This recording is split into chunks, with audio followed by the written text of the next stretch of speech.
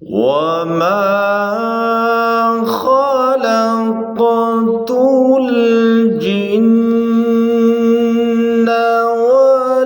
والإنس إلا ليعبدون।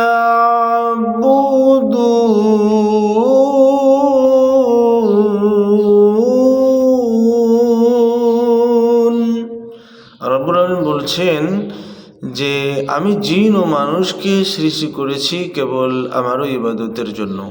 সম্মানিত দিনী ভাই ও বোন, আমরা সকালে ঘুম থেকে উঠি বাচ্চাদের কোচিংয়ে পাঠানোর জন্য, নিজে অফিস যাওয়ার জন্য, বা দুনিয়াবি যত মজবুরি, যত প্রয়োজন আছে সেগুলি মেটানোর জন্য আলহামদুলিল্লাহ বের হয়ে যাই।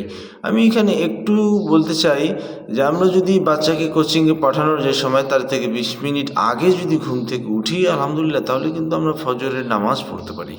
অথবা অফিসে যাব যে নিয়ত করে উঠে গোসল করছি, রেডি হচ্ছি, তার থেকে 20 মিনিট আগে বা আধা ঘন্টা আগে যদি উঠে যায়, ফজরের নামাজ হয়ে যায়, তাহলে আমার স্রষ্টার সন্তুষ্টি, আমি দুনিয়াতে যে জন্য আসলাম প্রধান যে কারণটি, সেটি পুরো হয়ে গেল। পাশাপাশি অফিসে গেলাম, চাকরিতে গেলাম, ব্যবসা বাণিজ্যে গেলাম, সব কিছুই আলহামদুলিল্লাহ সুন্দর হয়ে যাবে।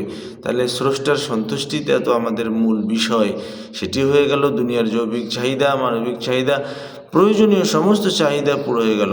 তাহলে বাচ্চাকে কোচিংয়ে পাঠাতে যদি আমি উঠতে পারি, তাহলে আমাকে ফজরের নামাজটাও পড়া উচিত। সম্মানিত ভাই, আসুন স্রষ্টার সন্তুষ্টির দিকে খেয়াল করি। আল্লাহ পাক আমাদেরকে সেই তৌফিক দান করুক।